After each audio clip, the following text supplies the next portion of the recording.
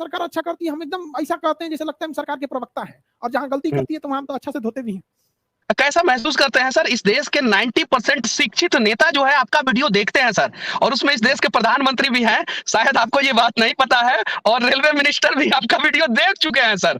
और हाँ, हमको आप ही जैसे शिक्षकों के वीडियो की वजह से जो है ना, शायद इसमें सुधार भी होने वाला है। कैसा महसूस करते हैं सर आप? सर सरकार की आंखों में आंखें डाल के आप सरकार की अच्छी नीतियों को भी बहुत अच्छे ढंग से बताते हैं, लेकिन जब गलत नीति होता है तो सरकार की आंखों में आंखें डाल के सवाल करते हैं। ये हिम्मत और हौसला सर आपके अंदर आता कहां से है सर? सर बिहारी है लोग, कुछ तो है। और आप क्रीम पाउडर पोतिएगा फेयर एंड लवली वगैरह तो 18%, अब पढ़ने जाइएगा खान सर के पास तब वो 18%। मतलब समझ रहे हैं मेंटेलिटी कहां जा रही है। ये 93% जो कटअप गया है सर, 93%, इस कटअप को थोड़ा कम होना चाहिए था कि नहीं सर?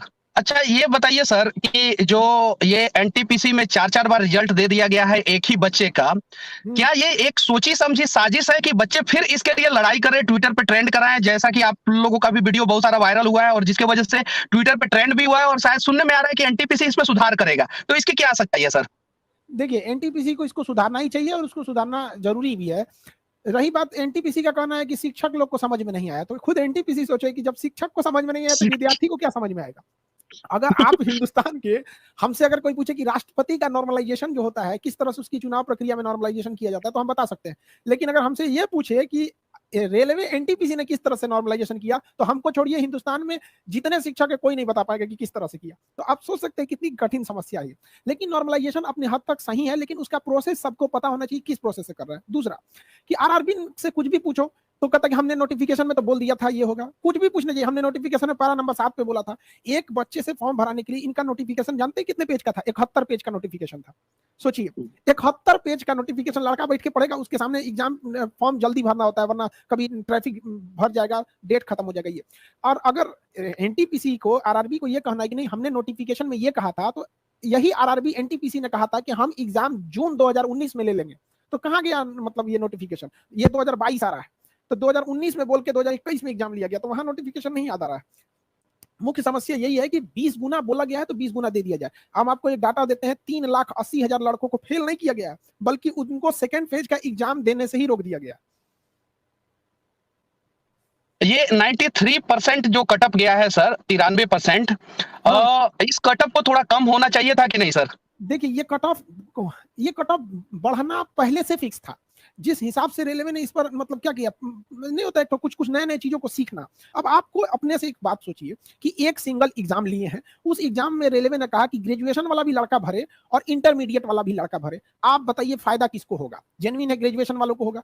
पूछने पर कि ये क्वेश्चन जो सिंगल क्वेश्चन लिए हैं ये किसके लेवल का था, ग्रेजुएशन लेवल का था कि इंटर लेवल का था? तो उनका कहना है कि इंटर लेवल का। अगर इंटर लेवल का है तो ग्रेजुएशन वाले को वैसे ही फायदा, और अगर ग्रेजुएशन लेवल का है तो इंटर वाला देगा कैसे? इसलिए जो कट ऑफ गया 93 वो केवल इंटरमीडिएट वाले लड़कों का गया है, ग्रेजुएशन वालों का नहीं गया है। उन लोगों का 80 के राउंड फिगर में है, अलग अलग बोर्ड पे थोड़ा बहुत 2-4 नंबर आगे पीछे वेरी करता है। उनका 76, किसी का 78 इस टाइप का है। जो इंटर वाले हैं उनका कट ऑफ हाई गया है। तो क्यों कट ऑफ हाई गया है? क्योंकि ग्रेजुएशन वाले को वो सीट तो दिया ही गया है जिसके लिए वो एलिजिबल है। साथ में रेलवे का कहना है कि ये ग्रेजुएशन किया इसलिए इंटर वाले सीट पे तो ये बैठेगा ही बैठेगा।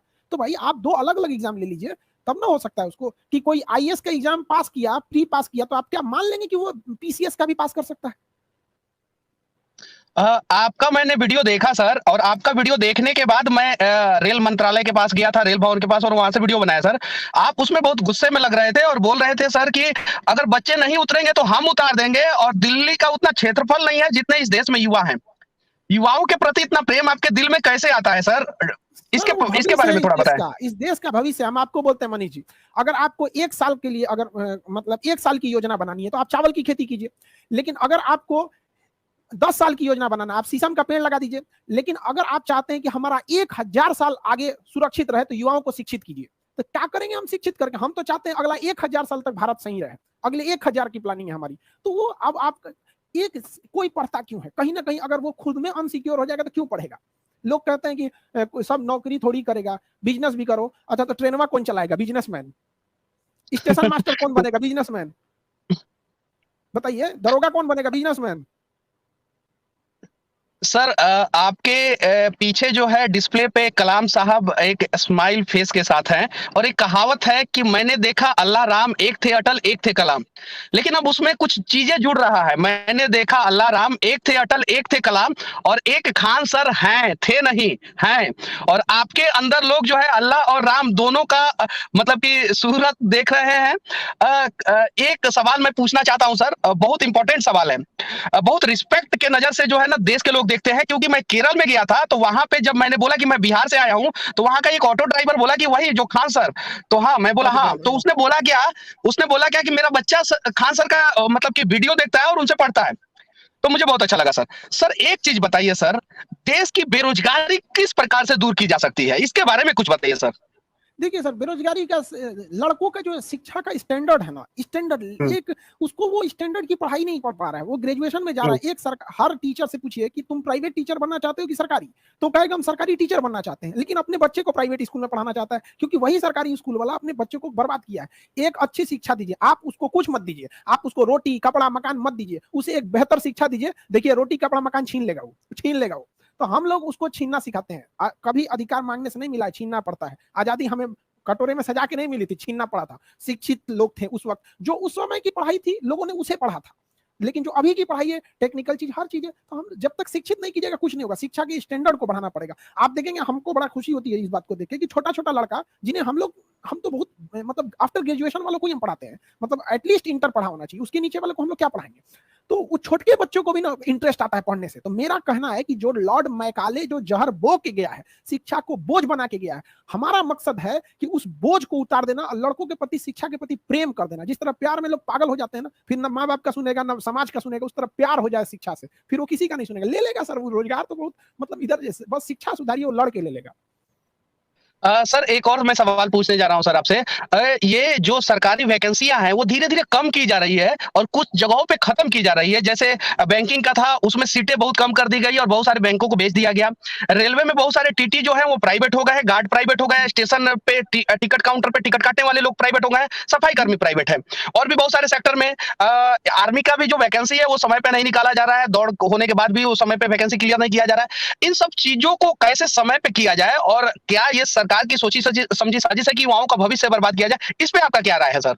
सर देखिए, ये सब चीजों को उठाने के लिए, देश के आगे जाने के लिए मीडिया होना चाहिए। आप कुछ जैसे आप हैं, आप किसी भी चीज को बढ़ चढ़ के उठाते हैं। आपको क्या लगता है कि आपके जो पत्रकार की कैटेगरी है, क्या आपको लगता है कि जितनी ईमानदारी से आप करते हैं, क्या बाकी लोग भी कर रहे हैं? बहुत गिने चुने मिलेंगे लोग आपको। तो ये तो उन लोग को उठाने की जरूरत है। हम आपको इन सिंपल सा बात बताते हैं। रेलवे ने जो वैकेंसी दिया था, 37,000 वैकेंसी दिया था, 37,000 2019 में दिया था। अगर वो 5-5 या 10-10 हजार करके हर साल दे देता तो एक फ्लो बना रहता लड़कों का सिलेक्शन में। ये बताइए, जो 2019 में फॉर्म भरा था, उसको पता कब चलेगा कि वो फेल हो गया? पता है 2024 में।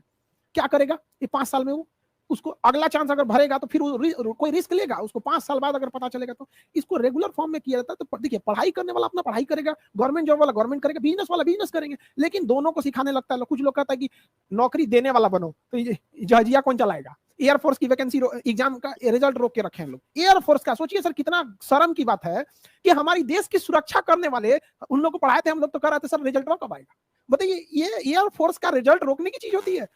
जो सुरक्षा में खड़े हैं उनको साइड में रोक के रखे हैं। ये तो हाल हो गया है। सर एक और चीज, इस देश के जितने भी युवा हैं बहुत उम्मीद के साथ आपके तरफ देखते हैं, बहुत उम्मीद के साथ सर। जी, इस देश मैं एक सवाल पूछने जा रहा हूं, मुझे भी उसकी जानकारी नहीं है इसलिए मैं पूछने जा रहा हूं सर। इस देश का रोजगार मंत्री कौन है सर, उसके बारे में थोड़ा बता दीजिए। रोजगार किसी एक मंत्रालय से तो आता नहीं है। हालांकि ये सबसे दोयम दर्जा का आप कहिए तो इसमें किसी की चिंता नहीं है। हकीकत में पूछिए तो किसी का नहीं गया। जब बोल ही गया आप अपने से खड़े होइए, तो कम से कम एटलीस्ट उसको शिक्षा तो करने दीजिए। एक खुद से आपको, आप सोचिएगा तो आपको हंसी आएगी। शिक्षा हर देश के लिए, खास करके भारत जैसे पिछड़ा, जो मतलब जो गुलामी की बेड़ियों में इतने सालों तक जटा रहा, उस देश को शिक्षित करना जरूरी है। और शिक्षा पे 18% जीएसटी है। सोचिए, मतलब ये हंसी नहीं आ रही है आपको? इस सब लोग को पढ़ना चाहिए। शिक्षा पे 18% जीएसटी। आप मोबाइल खरीदिएगा तो 18%, यानी इंटरटेनमेंट की चीज पे भी 18%। और आप क्रीम पाउडर पोतिएगा, फेयर एंड लवली वगैरह, तो 18%। आप पढ़ने जाइएगा खान सर के पास, तब वो 18%। मतलब समझ रहे हैं मेंटेलिटी कहाँ जा रही है? सर आपको इतने चाव से लोग सुनते हैं, देखते हैं और आपको प्यार भी देते हैं सर। ये जो जी, 18% वाला बात बोले हैं ये देश के लोगों को पता है या नहीं पता है? या पता होने के बावजूद भी इस पे लोग ध्यान नहीं देना चाहते हैं? इसके बारे में सर थोड़ा-सा बताइए सर। सर हम आपको एक बात बताते हैं, हम लड़के से फीस लेते हैं 200 रुपया, ठीक है? उस हुँ, पर जीएसटी, इनकम टैक्स, ये आपका सेस सरचार्ज काट-कूट के सर्वर वगैरह कटा के 90 रुपए बचता है। यानी हमारी ओरिजिनल फीस तो 90 ही है ना? तो बताइए शिक्षा का लेवल कितना नीचे हम कर सकते हैं, मतलब कितना सस्ता कर सकते हैं, आप सोच नहीं सकते। हमको लोग, अगर हम अपनी फीस आज को 10,000 करेंगे तो भी लोग देंगे। लोग अलग अलग जगहों पे अलग अलग फी होती है, अलग अलग सब्जेक्ट पे भी वेरी कर सकता है। कोई बड़ा है, मान के चलिए किसी में 10 टीचर पढ़ा रहे हैं तो उसमें हम 200 नहीं कर सकते, उसमें थोड़ा करना पड़ेगा। लेकिन आप सोचिए, हमको हमारा राजीव गांधी का मतलब कहना था जब वो प्रधानमंत्री थे, 100 रुपया ऊपर से चलता है तो 35 से 40 रुपया गांव तक पहुंच पाता है। लेकिन हम बोलते हैं कि हम अगर यहाँ से जो पढ़ाते हैं, देश का अंतिम गांव कन्याकुमारी तक में भी 100% पहुंचता है, क्योंकि 100% ईमानदारी से आदमी पढ़ाता है, इसलिए 100% पहुंचता है। वहां से भी अगर 100% ईमानदारी से चलेगा ना तो 100% पहुंचेगा। सर मैंने सिर्फ़ और सिर्फ़ आपसे 15 मिनट का समय लिया था और आपका समय बहुत कीमती है, हम लोग उसका सम्मान करते हैं और आपने जो समय दिया इसके लिए तहे दिल से धन्यवाद सर। धन्यवाद एक आपका आखिरी भी। सवाल मैं पूछूँगा सर सोनू सूद के पास भी मैं जब गया था तो वहाँ पे कुछ लोग हाँ, मिले थे और सोनू सूद भी बाकायदा आपको जानते हैं, जो अरे आपने हम उनके लिए एक वीडियो बनाया था। सर धन्यवाद, धन्यवाद। बहुत कड़वा सवाल है सर सरकार की आँखों में आँखें डाल के आप हाँ, सरकार की अच्छी नीतियों को भी बहुत अच्छे ढंग से बताते हैं। लेकिन जब गलत नीति होता है तो सरकार की आँखों में आँखें डाल के सवाल करते हैं, ये हिम्मत और हौसला सर आपके अंदर आता कहाँ से है सर? सर बिहारी है लोग, कुछ तो है। ये ये ये चीज आप पूछ रहे हैं, आप बताइए कब आप डरे हैं किसी से पूछने में? नहीं ना। यही तो एक चीज है कि आदमी नहीं रोक सकता है। आप अच्छा करिएगा, हम आपको अच्छा से करेंगे, यही कहा जाता है। हम लोग को, बच्चों को भी यही सिखाते हैं कि अगर कोई अच्छा करे तो पैर पड़ के उसको प्रणाम करो, और गलत करे तो वही लात चला दो। दोनों में पीछे मत रहना है। तो ये चीज होनी चाहिए, किसी से नहीं। जो गलत है गलत है। अभी प्रधानमंत्री की सुरक्षा में जो चूक हुआ था, हमने 7-8 पॉइंट बताया था जिसमें एसपीजी ने गलती किया था। और जहां भी आप अगर मैंने हमको देखा था वीडियो। देखिएगा, हाँ, तो हमने जहां सरकार अच्छा करती है हम एकदम ऐसा कहते हैं जैसे लगता है हम सरकार के प्रवक्ता हैं, और जहां गलती करती है तो हम तो अच्छा से धोते भी हैं। कैसा महसूस करते हैं सर इस देश के 90% शिक्षित नेता जो है आपका वीडियो देखते हैं सर और उसमें इस देश के प्रधानमंत्री भी हैं शायद आपको ये बात नहीं पता है और रेलवे मिनिस्टर भी आपका वीडियो देख चुके हैं सर और हाँ, हमको आप ही जैसे शिक्षकों के वीडियो की वजह से जो है ना शायद इसमें सुधार भी होने वाला है कैसा महसूस करते हैं सर आप सर मैं देखिए, हर कोई इंसान को हम कैसे महसूस कर सकते हैं? हमको काफी मतलब, मेरा सपना रहता है कि देश बदलना चाहिए। तो देश बदलने में ना काफी वो मतलब आप थकवे नहीं कीजिएगा। जब आपको लग जाए कि नहीं, हमको एक देश के पूरे सिस्टम को, जो अंग्रेज जो गड्ढा खोद के गए उसको बदलने, तो एक काफी खुशी होती है ना कि अब एक ऐसी पीढ़ी जाग रही है जिसे रोकना बड़ा मुश्किल हो जाएगा, बहुत मुश्किल हो जाएगा। ऐसी पीढ़ी जाग रही है और शिक्षा के क्षेत्र से ही जागेगी, उसको हम जगा के रहेंगे। लेकिन हाँ, यही कोशिश करना रहता है कि हर इंसान नहीं पढ़ सकता। आपको विश्वास नहीं होगा, हम एक बार जा रहे थे, ऐसे गाड़ी में जाम लगी थी। आप पटना में तो है, हम आपको क्या बताएं, जाम यहाँ की कॉमन समस्या रहती है। तो एक आदमी सब्जी बेच रहा था ठेले पे, और उसका बेटा ना क्लास कर रहा था, हमारा ही क्लास लेके। तो हम गाड़ी का शीशा नीचे करके हम कहे, बाबू किसका क्लास कर रहे हो? तो कह रहा है डिस्टर्ब मत करो हमको। फिर ध्यान से देखा तो कह रहा है प्रणाम सर। तो सोचिए सर, ठेला वाला का लड़का कहाँ से बड़ी बड़ी फीस दे के पढ़ सकता है? तो हम भी यही कहते हैं, हमारा मुख्य उद्देश्य ये रहता है कि कम से कम फी में बेहतर से बेहतर शिक्षा गाँव के, कन्याकुमारी के आखिरी गाँव तक पहुंचना चाहिए। मैं केरल के तिरुवनंतपुरम में था तो आपके बारे में ऑटो ड्राइवर ने बताया था मुझे बहुत अच्छा लगा सर कि आपने अपना कीमती समय दिया इसके लिए आपको तहे दिल से धन्यवाद आखिरी में सिर्फ और सिर्फ एक मैसेज इस देश के युवाओं को दीजिए जिससे वो इस देश में क्रांति लाएं और पॉजिटिव क्रांति लाएं ताकि अपना देश जो है ना वो महाशक्ति बन सके विश्वगुरु बन सके एक मैसेज सर युवाओं के लिए कि हर युवाओं को क्या कहा जाए, तलवारों के साए में इतिहास हमारा बनता है, जिस ओर जवानी चलती है उस ओर जमाना चलता है। युवाओं को भी कहते हैं कि डिस्ट्रैक्शन से बचिए, निरंतरता से पढ़ते रहिए। पढ़ाई ही एक ऐसा चीज है जो आपको अभी भी आपके हाथ में, आपका फ्यूचर का हथियार है। अगर आपके पास शिक्षा आया तो हर चीज को आप लड़ के ले सकते हैं। और पढ़ाई के प्रति अगर आप पीछे हटेंगे तो आपको कोई साथ नहीं देगा। रही बात आप लोग की समस्याओं में, तो हम अपने आखिरी सांस तक डटे रहेंगे, आप लोग के साथ खड़े रहेंगे, युवाओं के साथ। और मनीष जी, आपको भी बहुत, आपका भी धन्यवाद जो आप ऐसे चीजों को उठाते हैं। आपको भी बहुत सारी शुभकामनाएं। कभी हम लोग को भी इस तरह मुद्दों को, आपने स्टूडेंट्स की बातों को समझे जो यहाँ तक उठाए, आपका भी बहुत बहुत धन्यवाद।